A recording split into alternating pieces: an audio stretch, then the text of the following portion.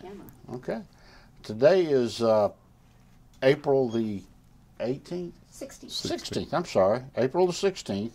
And we're at the Atlanta History Center. My name is Ed Woods. I'm with Sue Verhoff, who's with the Atlanta History Center, and Roger Susset, who's the other interview. And we have the pleasure today to interview Zach Wilson, who is a former Marine, served in Vietnam.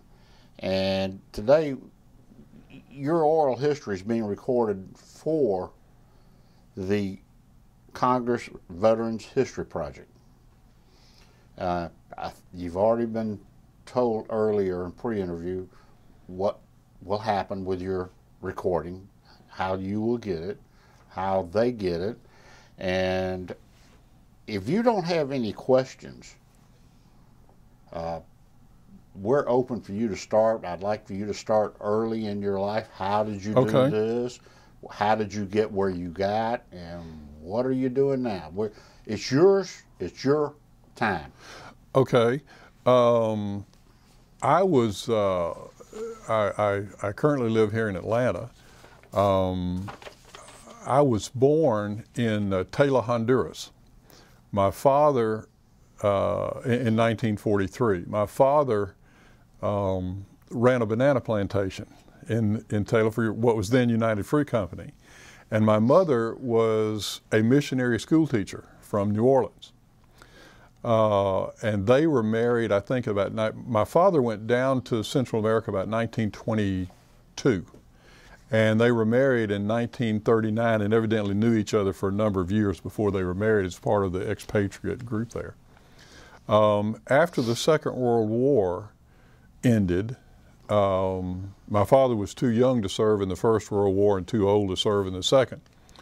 So they kind of rode out the Second World War and the Depression down in Central America. But after the war ended, we moved back to Tennessee. My mother died in my early childhood. My father remarried and moved back to he and my stepmother's hometown, which was Fayetteville, Tennessee. And so I basically grew up on a dairy farm. And when I was old enough to go to work, I would make $1 a day. And of the dollar, 25 cents was charged for lunch. And so I ate with the field hands. When I was a senior in high school, well, my parents sent me to a military boarding school in Chattanooga. So that I kind of escaped farm work during the winter, but during the summer I still worked on the farm. And when I was a senior, I got a job as working on a sewer line construction crew at $1 an hour, which is percentage-wise the largest pay raise I ever got in my life. So after graduating from, and I must say that during high school and even during college, I went to Auburn University. Even during college, I was a pretty mediocre student. I was not a serious student. However, in college, I had two fraternity brothers who were part of the platoon leader class. The Marines have what's called PLC.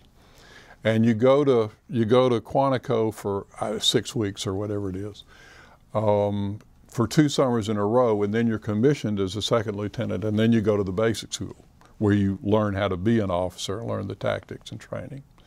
And I admired these guys, and this was in 1966, and I figured that I was going to get drafted anyway, so why not go ahead and take my choice.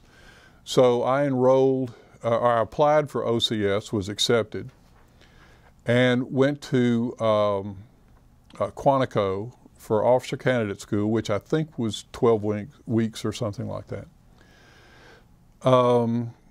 And I had the top bunk, and this guy beneath me on the bottom bunk his name is Tanner Rose. And Tanner and I became very good friends. So we both made it through OCS. We went to basic school, and Tanner was in a room across the hall. So we maintained our relationship and our physical closeness, and had a lot of things in common. a love of history being one.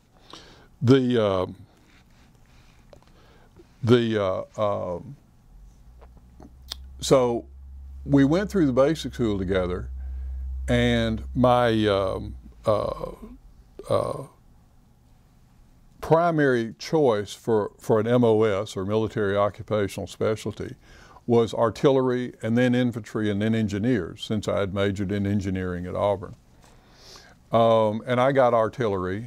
Tanner was artillery as well. So we went to Fort Sill together. And we spent, I guess, 10 or 12 weeks at Fort Sill.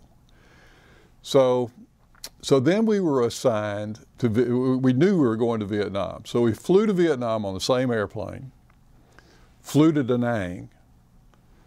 From Da Nang, we flew up to Dong Ha on the same C-130, and were assigned to the same battalion, 3rd Battalion, 9th Marines.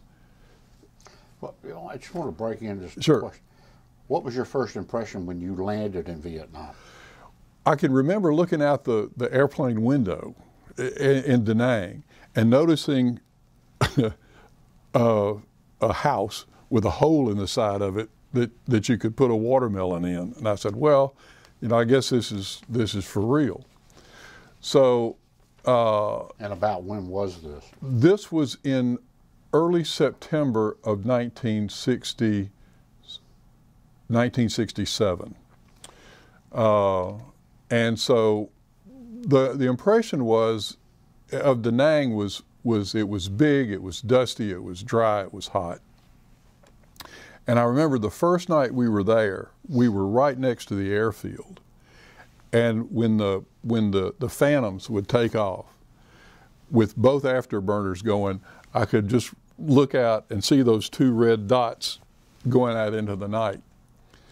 And we stayed there for maybe well, actually we had been in Okinawa for a day or two to get our shots and stuff, and then so we stayed there for maybe a day or two, and then went up to Dong Ha to pull our gear. So as an FO, you basically need a compass, a map, and a sidearm, and you were good to go. So I went up to draw my gear. They didn't have any sidearms, so I got an M16 rifle. They didn't have any compasses, and they said, don't worry, they'll have a map for you when you get there, not knowing where there was. Well, there was Thien, and Tanner and I rode up with a CB. There were 3 FOs to replace 3 FOs who had been killed in action for 3rd Battalion, 9th Marines, and a CB. And we were in one of these bulb-nosed UH-34s, I think they were. And we flew up into Thien, and the crew chief, I was sitting next to the door, the crew chief looked at me and said, when I slap you on the leg, you jump out. Don't worry, we'll at least be close to the ground. So I said, well, okay. So he did, and they were taking incoming at Thien. He slapped me on the leg. I jumped out, and I ran and jumped in the nearest hole I could find. I happened to land on top of my company commander and his first sergeant. So Tanner got out okay, and the 3rd FO was killed before he took 2 steps. Interesting coincidence, he was a friend of the pastor of the church that my cousin went to, and she wrote me a letter soon after, said, did you happen to know? And I don't remember the guy's name, Lieutenant so-and-so, and I said, well, yeah, I did. But we were taken to identify the body to make sure that this was the guy. And as it happened, he had a .45 and a holster and 2 compasses. So Tanner and I each got a compass from him, and the .45 that I got, interestingly, to digress for a moment, was made by Singer Manufacturing, same people that make sewing machines. And they had made some 2,000 odd of these things right at the end of the Second World War, and this was one of them. And I just happened to see the other day where one of these Singer .45s was for sale for $29,000. Thought, boy, I wish I'd hung on to that. But anyway, so there we were at Thien, and we stayed there till the end of September. We got there about the middle of September and stayed till right at the end of September. And another interesting, well, during the time I was there, I was on, there were 3 observation posts, OP1, which was furthest north, which is where I was, OP2, which looked to the west, which is where Tanner was, and OP3, which looked to the southeast. You were a forward observer? I was a forward observer, yes. Okay. As was Tanner. And our job there was to suppress incoming fire, to watch for any kind of movement around the wire day and night, any kind of incoming mortar fire. We had a battery of, or at least a pair of 105s inside the wire, and a recoilless rifle was right down below me, and I could just yell to the guy and say, "You see where that smoke's coming from, shoot at it."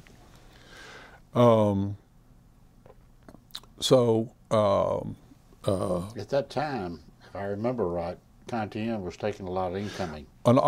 I saw the other day, I was kind of doing a little research, and one day when we were there, they took something like 2,600 rounds that day, and there were an awful lot of casualties, and the weather was bad, and there was a road to Thien, but the bridge was out, and we couldn't be resupplied and through air because the weather was so bad. So it was not an uplifting. Well, in a way, it was not an uplifting experience. I never was injured. I had a radio man who was wounded at the time and survived, so far as I know. And I felt that morale at the time was good, but we were just all frustrated.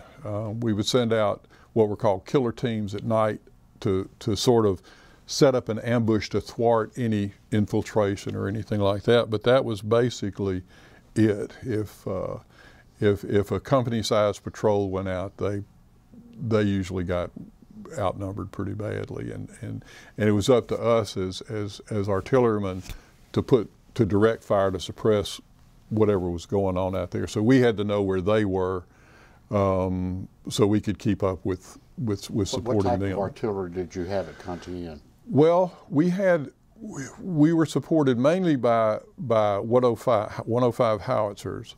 There were also 155 howitzers that could reach both self-propelled and towed, and there were 175 guns. I don't think Camp Carroll. I think Camp Carroll was being built at that time. Carroll was built, and we had the 175s at Carroll. And we had 175s at Carroll, and 8-inch. I think were at Carroll too. Mm-hmm. That was so Army. Yes. So we had good support. But anyway, just to digress, we had our 50th basic school reunion on September the 18th through the 20th or something in Washington. And I was there with my wife, and Tanner was there with his wife.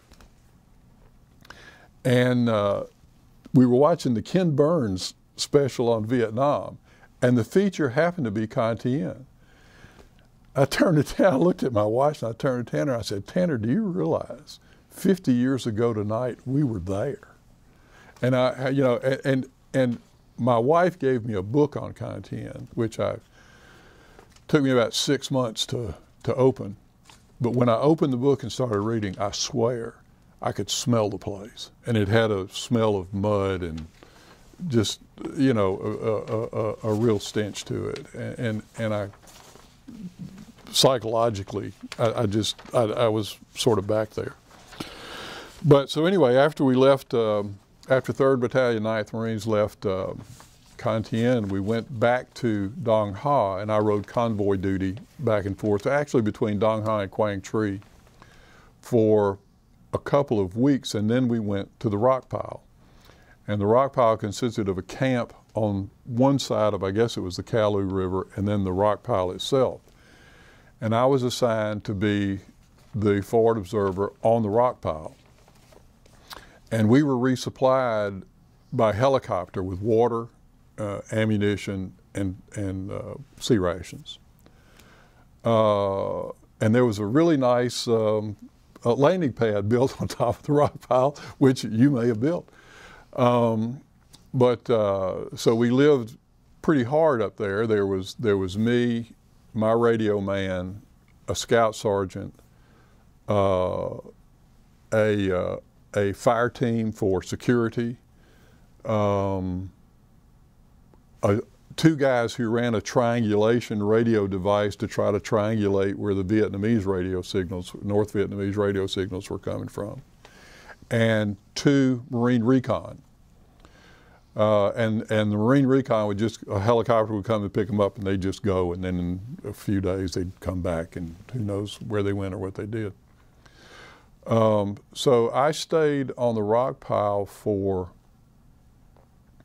from just before the Marine Corps birthday, because on the Marine Corps birthday we got the top of the cake, and everybody just dug into it, and there was enough sugar in it just to make everybody pretty sick. But so I was there from then through Thanksgiving, the Christmas truce, which really wasn't a truce at all, and left the Rockpile in after my birthday. So it was say mid-February, and was assigned to the 12th Marine Regiment, which was the artillery regiment in Dong Ha. So I spent a month or so there, maybe a couple of months there, and this was when Khe Sanh was hot. And what I was assigned to do was to service and inspect searchlights. At Camp Carroll they had these big, and some other places, they had these big searchlights which could be infrared or, just regular light. And none of them ever worked. Well, I had to go up to Carroll to inspect them and see what kind of parts they needed and try to get those parts, and was also responsible for going to intelligence briefings. And I got pretty tired of that. Okay, let's digress just a moment. You were left Con Thien, went to the Rockpile, then you left the Rockpile, went to Khe Sanh.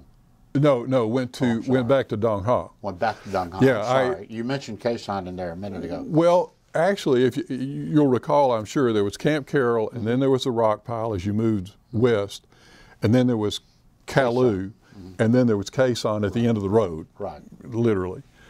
So at the Rockpile, we were pretty far away from Khe Sanh, but I went back to Dong Ha, and then was sort of this quasi-administrative role, which I didn't like, and so I went to my superior, whose name was Major Runkle, and asked him to be sent back into the field, because you stood watch at night, road convoy during the day, nothing was working. I mean, I wasn't really accomplishing anything. So he said, well, fortune has a way of being really kind to you at times. And he said, well, we were thinking about putting a regimental forward observer up at GLN, which was the northernmost post in Vietnam. Mm-hmm. It was right south of the demilitarized zone and right next to Highway 1, which went across Freedom Bridge and had a good view of the Ben Hai River. Could you spell that one for me? Which one? GLN? GIOLINH, 2 words. So I was attached to 12th Marine Intelligence, and I guess further attached to 3rd Battalion, 3rd Marines, who were occupying GLN at the time. And I had on my team 2 radio men and a scout sergeant myself, and we manned a tower, which we manned 24/7. So after a few months, a couple of months, the Marines pulled out and a Vietnamese battalion moved in. So I became a supporting arms advisor to these Vietnamese. When they were out in the field, I had to know where they were so I could support them with artillery fire. I was a second lieutenant, but I was promoted to first lieutenant at the time. And became fairly close to these people. The Dai Huy, the battalion commander, spoke pretty good English, and he had an interpreter who spoke good English. And so we didn't have any real, and I spoke a word or two of Vietnamese, didn't have any difficulty communicating. But the job there was to report back every day on what we had shot, what we had shot at, what we had observed. And that was when I would use a lot of 8-inch and 175s to go up into North Vietnam, because the 155s could get about to the Kalu River, to the Ben Hai River, but not beyond. And the 105s could support us real well, but not much beyond GLN. So we would shoot, 3 to 12 missions a day. Depending on what we saw, and in the tower, I had a pair of naval binoculars, with lenses like this, and what they were really handy for was in the dusk, in the late evening, I could still see, because they gathered in a lot of light, and in the false dawn of the morning, I could still see. How far could you see with these? Well, the way it was, we were on a hill that went down to the river, and then Freedom Bridge was over here with a French blockhouse, and then the sand dunes were over here, and so down to the river, and I could see a stretch of the Ben Hai River, mostly covered in trees, but I could see a stretch of the Ben Hai River, and then there was a low ridge, and behind this low ridge was a good bit of the North Vietnamese artillery. And then there was a higher ridge that ran up beyond that on into North Vietnam. So I would say that I was 1,600 meters to a mile. I would say that I was 2 miles from the Ben Hai River, 2.5 miles from the Ben Hai River, and this higher ridge was maybe a mile beyond that. And I could see people. Okay, explain for layman's terms, how does a forward observer know the coordinates to call in? Well, you're looking at a map, and the map was pretty accurate. I mean, it had the road and the bridge and the blockhouse, and there were other landmarks. There was a Marine LVT that had been hit and was sitting out in the field, and I knew where that was, and I knew the curves in the river and that sort of thing. And back then, now it's different, but back then, if you could call in 6-digit coordinates and be pretty sure of where you were, where your target was on the map, then you were supposed to be within about 50, maybe 100 meters of it, depending on your map reading skills. And I was there for so long. I was there till I rotated, till October. I could almost shoot the area without using the map. So if you could put in 8-digit coordinates, you were going to get a lot tighter on a 1,000 meter square grid. So I got to where I could use 8-digit coordinates pretty well. So the first round accuracy was pretty good. We got to where, I say me, but the whole team got to where we could adjust very quickly on what we wanted. And we could see, in the twilight, we could see not really barges, but sampans on the river. We could see trucks. We couldn't really see people. I guess the three most memorable, most of the time it was just humdrum, sort of the same thing over there. The most memorable times three stick out of my memory, and one is on Easter Sunday. The battalion went on a sort of a routine patrol, not really routine, but a patrol through the village of GLN, which I could see right down there. And when the first two companies got in the village, they were ambushed and decimated. And the second two companies swept through and broke up the ambush and the resistance. And I could see, and my, well, I was in the tower at the time with my radio man, and I could see the North Vietnamese retreating northward through rice paddies and along tree lines and along the sand dunes. So I started shooting 105s. My radio man was yelling for the scout sergeant to come up. So we were shooting two batteries at the same time. He was shooting the 155s, which had a firecracker round, which was would just decimate ground troops.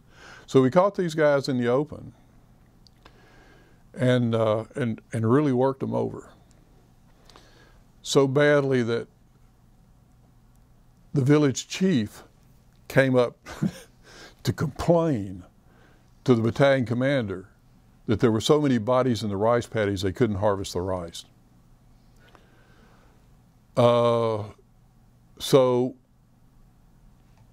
we got an external load of rice in one of the big CH-53s to, you know, big external load to take down to the village and gave them some rice, which I hope went some way toward winning the hearts and the minds of these people. I don't know. That's a good story. But so anyway, that was one thing that stays with me. And another one is that on May the 5th, which is Ho Chi Minh's birthday, that second ridge, which was higher on the other side of the river, woke up in the morning, or when the light came up, there must have been 50 NVA flags planted on that hillside. And that is what gave me some indication of the strength of the North Vietnamese on that side, that they could do that with impunity. Would each of those flags have represented a unit? I don't know. I don't think it ever made the press, but there were a good many of those flags, and they were just planted for display, and it really did wear on the morale of the Vietnamese, the ARVNs, the Army of the Republic of South Vietnam, really did wear on them quite a bit. And the third thing, I mean, you know, you can shoot at these flags and try to shoot them down, but we didn't waste much time with that, and they were gone the next day. You don't know how many people were there? No, but there was one instance where, and this may have been the only time this happened in Vietnam, because I would shoot every piece of artillery in the Marine arsenal, the 8-inch, the 175s, the 155s, the 105s. And I would also shoot, there was an Australian destroyer. He had 5-inch guns, and this is kind of interesting. He could steam up where he could see down that valley, down the Ben Hai River, on the other side of the Ben Hai River, where the artillery was. And I would call in active artillery, and I could talk to this guy. I forget what the name of the ship was, but when they shot these 5-inch guns, the cyclical rate of fire on a 5-inch gun is like bam, bam, bam. And they could, I guess, keep that up forever. And now, if you understand that with a howitzer has very little range dispersion, but it's in the air for so long and at such a high angle, it can have a good bit of lateral dispersion. But with a gun, it has very little lateral dispersion, but a lot of range dispersion. It's flatter trajectory. It's like shooting a rifle. And so while this guy, he had a 5-inch on the front and a 5-inch on the back, and while he could really crank out the rounds, they really weren't very accurate but he could make a lot of noise and a lot of explosions and suppress the fire pretty quickly. and when they stopped shooting, you know, I'd call end of mission, and the Australian on the other end would say, "Are you sure?" They really wanted to shoot. That's what they want. I said, "Yeah, just the fire suppress end of mission." So, but anyway, the other memorable thing from GLN was I was on patrol with this same battalion to the west. GLN was to the east. To the west, along a low ridge line with Highway 1 ran along the top of, and got into a firefight with a North Vietnamese unit of unknown size. And we took several casualties, but I think gave as good as we got. I was with the battalion commander, and a Marine helicopter was evacuating Vietnamese wounded, and it was one of those 34s. And I saw it rise up. We were sort of on top of the little ridge where the highway ran. Saw it rise up, and all of a sudden it started wobbling and went down. And I had my radio man with me, and without looking or thinking really, we both jumped up, and it was maybe 150 yards out of sight beneath this ridge. We jumped up, and as we were getting going, the Daiwi was saying, "No, no, stay, no, stay, no, stay." And it never entered my mind or my radio man to do that. But thankfully, before we got even 2 or 3 steps, this thing came wobbling back up. And what happened, I heard later, was that the pilot was shot in the neck but survived. And the co-pilot immediately took over, and the helicopter wasn't damaged evidently, or still was flying, and flew off to Dong Ha with the casualties. I want to excuse me just a minute. I want to regress back to when you was at GLN, Mm-hmm. and you were calling in fire. Mm-hmm. It's important for us to know where the fire was coming from. I know you had several Marine base camps along Highway 9. Right. And where were you calling in? Who did you have access to? The 105s were back down near Kalu. You know the area. We're back down near Kalu.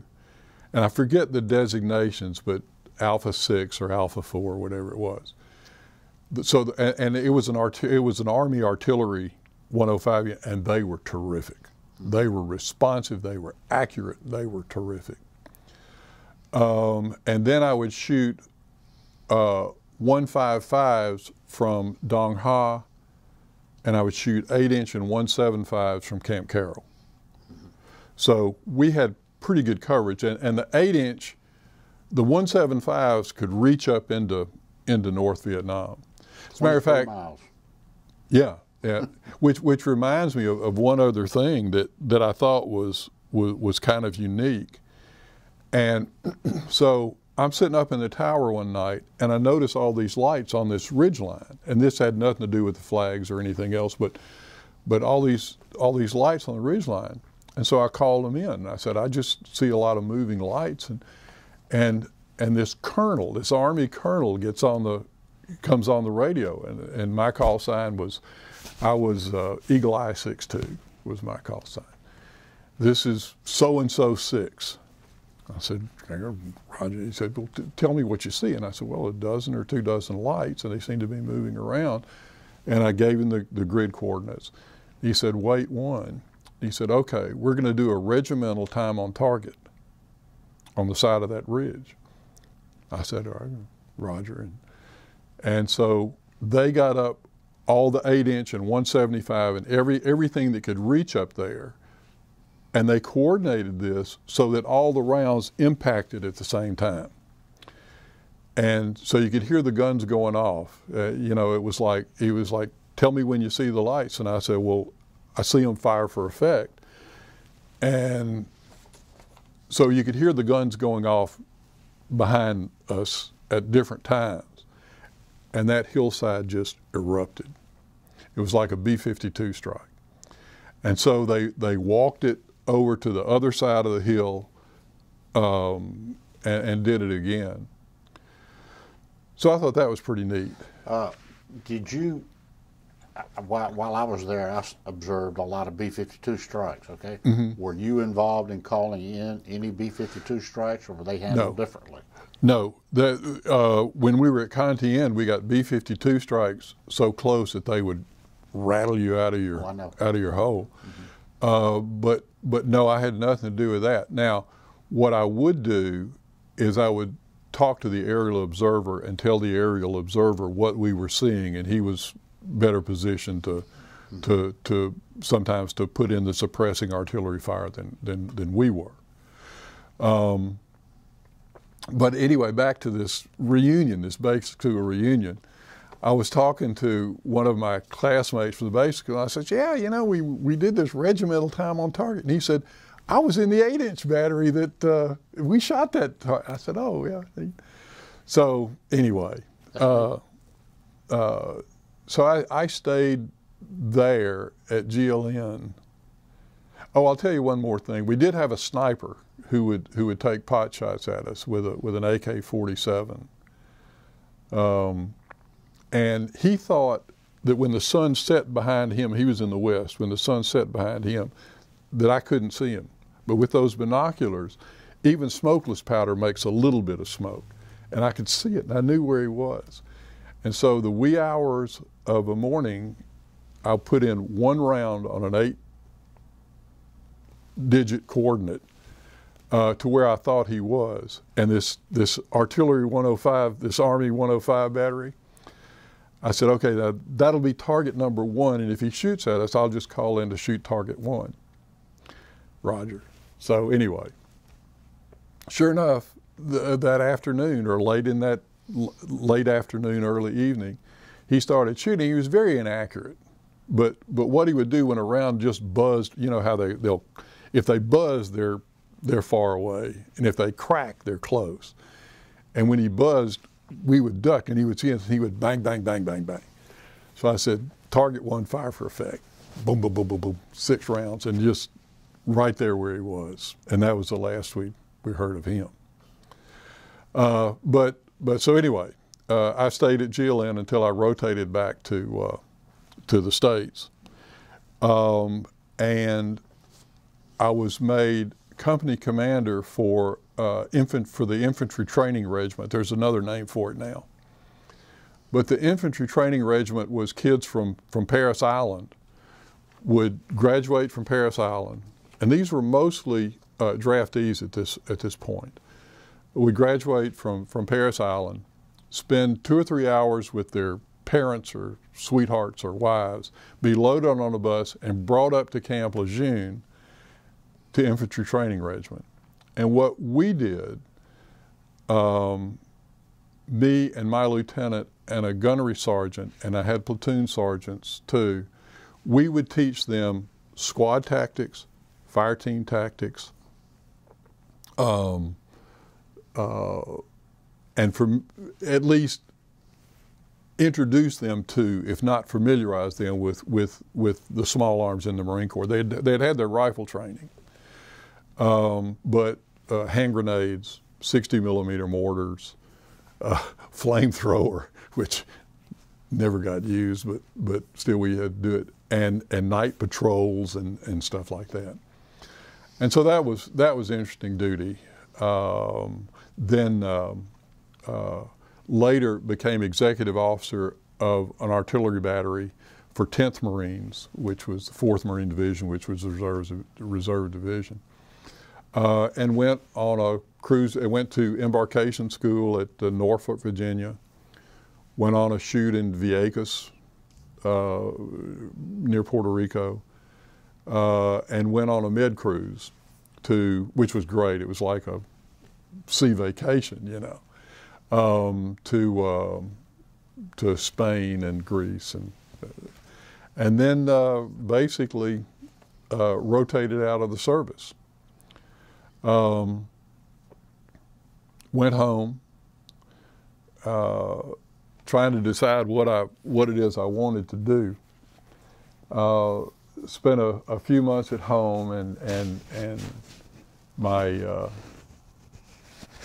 parents asked me if do you want to address the Rotary Club and tell about your experiences, and I didn't.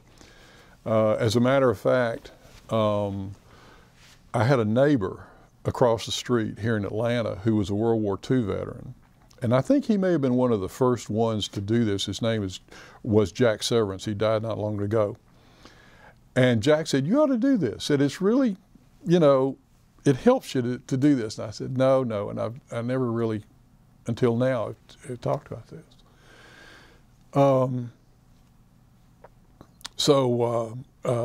Anyway, I decided, well, what the Marine Corps did for me was gave me motivation. Like I say, I was a pretty lackluster student and, a fraternity guy, and had a great time in college, but never really accomplished anything. And I thought, well, I knew I could accomplish this. So I said, well, what can I do next? So I went to graduate school at Emory and started a career and just kind of had at it up until about 10 years ago and retired. And started a career in what? I was we were stockbrokers, and then we were investment advisors, and then we were, they you just were in the kept financial industry. in the financial services industry, right?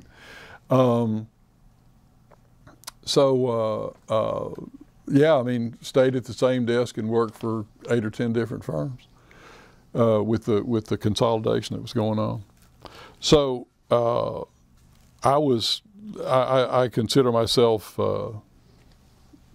very fortunate in my experiences in the Marine Corps and in Vietnam, and making, lasting friends. Can we go back to Vietnam just Sure. shortly? Did you have R&R while you were in? I did. I went to Australia for R&R, and that was during Tet. So Good time to take it. I can't remember if Tet was just in it, but anyway, I missed Tet, thankfully.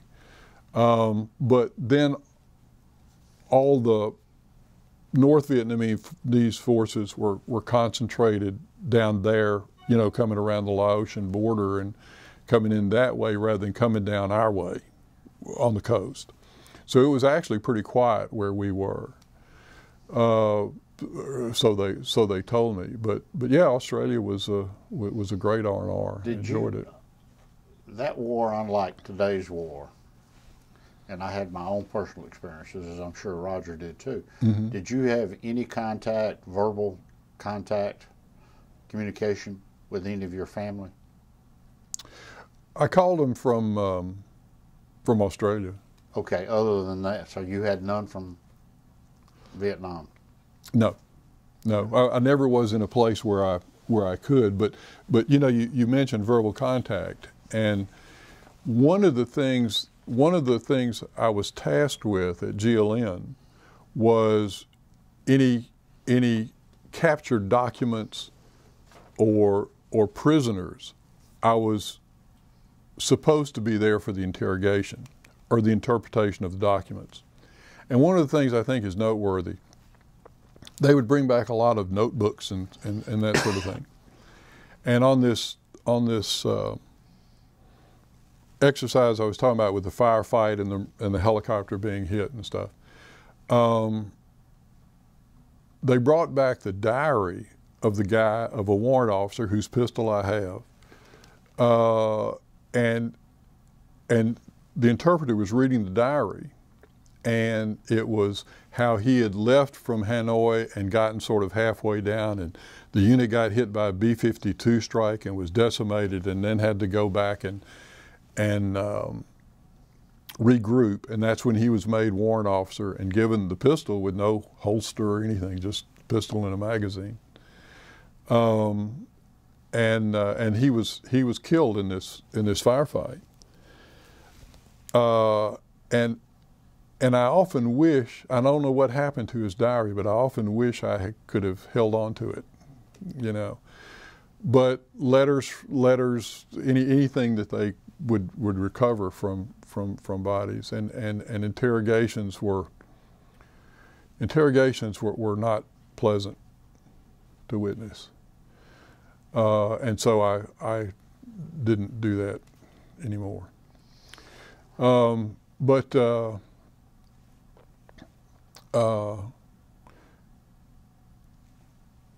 That's, you know, when you mentioned that, it jogged my memory on the communications part of things. What was it like when you came home? Well, how were you received? And how you came back into the Southeast? Yeah, it was a reasonably, it was a fairly good reception, but you know, all your friends want to know, well, did you kill any babies? You know, how many people did you kill? And that's not what you wanted to talk about. There was a great deal of, I thought, a maturity gap between me, who never was a really mature guy, and them, and their sort of civilian life. But it was, I thought it was reasonable and fair. Did you have, obviously you were with a group of just about 4 or 5 guys. Mm-hmm. Did you have any forms of recreation? Did you get to China Beach? Did you? No. Did you? What would happen at GLN is we would rotate, either get on a supply helicopter and go back down to Dong Ha, where they had an officers club, and the enlisted men could go to the slop shoot and stuff. So we kind of rotated that, where we'd take 2 or 3 days or a weekend, and then come back, and somebody else could go in a couple of weeks. So we did do that, but nothing. It was, we were living in the bunkers or in foxholes during the time. Did you have any contact with the South Vietnamese armies? Yeah, I had regular meetings with the Dai Huy, with the battalion commander, and we made friends. My enlisted men made friends with some of the Vietnamese enlisted men, and we had a corpsman, and the corpsman would treat various ailments for the Vietnamese. They had their own medical people, but ours was much superior, I think, than theirs. Did you have occasion to use ARVN artillery? I did, and I found that they were very responsive, and they were very accurate, but they didn't make adjustments like I wanted them to do, and the guns were right down there. I mean, I could see them, and you know, you'd say left 5-0, fire for effect, and it would just be right where it was, bang, bang, bang. They wouldn't, you know, you wouldn't tweak the tube to move it left. So I mean, they tried hard, but they weren't anything like, you know, the 105s I used from back toward Kalu. I have one other question. Did you do any work in the field, or were your FO operations always from a base? I was usually inside the wire, except on the Rockpile, of course. We were stuck. If you're not familiar with it, there was the base camp down below, and then across the river there was this promontory of, I guess, volcanic rock, and it had a LZ pad on top. So it was 200 or 300 meters, you know, out on its own. And then I did go on some patrols with the Vietnamese, but I went on battalion-sized movements, not in smaller groups. But most of my time was spent, thankfully, inside the wire. Sue, do you have any questions? You mentioned that you wrote very well to your mother, letters home. How did your folks feel about all of this? Well, I was an only child, and I guess I could have gotten a deferment from that. But I felt like it was something I wanted to do, kind of prove myself, and I think they got the sense of that. And I was pretty sure I was going to get drafted anyway, so I'd rather have a choice than not. But I mean, they weren't enthusiastic about it by any means. But there was never any real resistance. I mean, you know, we're talking about a Southern family, you know, so. Roger? No more here. No more there? Okay, well, I appreciate the opportunity. No. Thank you. Let me tell you something. We appreciate what you've done, okay? And we're very sincere about that. Roger and myself both served. Sue was married to a naval officer, served. We appreciate what you've done. And your story was, I just learned another side of what happened in Vietnam. When we were there, we were in our own world. Mm-hmm.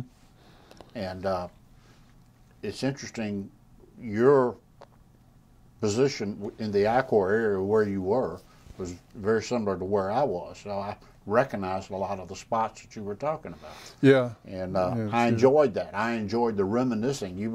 I'll be making notes to go into my stuff. Mm-hmm. And the story we had Friday was another Marine that was in the same area. He was in the Quezon area. He was over Oh, west. I see. Yeah. And so this has been good for us. And you had it was a very, very good experience. And I'm glad you're back with us. Well, me too. It was, like I say, I mean, it was a enlightening. You know, when you're there, you're looking at the world through a straw. Mm-hmm. I mean, I just think my straw was maybe a little bit bigger because of what I could see and where I could shoot artillery is all free fire zone than other people's straws. Are you still in touch with Tanner? Yeah, had lunch with him in Palm Beach a few weeks ago, as a matter of fact. Yeah. So anyway, that was kind of it. Well, we appreciate you taking the time out of your day Well, thank you for yours too. to come here Appreciate it. and share it with us. Anything else you want to say about your family? Anything else you'd like to get on tape before we close? Well, the one thing that disappointed me when I got back to the States and got out of the Marine Corps was you know, the Tet Offensive. Well, I was disappointed with Ken Burns' Vietnam series. The North Vietnamese were kind of the noble soldier, and the Marines in the Army were kind of the ill-equipped and Lieutenant Calley type people, which was not true, by and large. And I really didn't like the commentary with people like Walter Cronkite, William Fulbright, and Martin Luther King. Granted, he was a great man, and I think one of the best philosophers that America has produced. But I think that sort of thing contributed to the attitude that we were losing the war when we were really winning the war. Tet was a military disaster for the North Vietnamese, but it was a political coup. And these people are what made it a political, I mean, among others, what made it a political coup. And that's what disappointed me more than anything else about Vietnam. Well, there's a lot of commentary out there about the Ken Burns thing, and particularly coming from our group, the AVVBA. We put a lot of emphasis in the fact that proving it, some incorrectness in it. And, it's just interesting. You know, he did a good commentary on the Civil War, but he didn't live during the Civil War, so I don't know. You know. That's right. I enjoyed that much more than I enjoyed the Vietnam series. Yeah, I taught history for 15 years, and one of the comments I made to my students is I always preferred to do ancient history, because I had to do more current events. I said, you know, things just keep getting more and more political. This is why I like to do the old stuff. I like the Greeks. Yeah, right. I can understand that. Well, thank you for your time volunteering for this. Oh, I love it. I love it. I've learned so much. I learned so much today from you, as I have I've been doing this 8 years now, and I've learned so much that I wasn't Really? the only one there. Yeah, yeah. Well, thank you so much. Well, thank you. Thanks for your service. Welcome home. Thank you, Sue.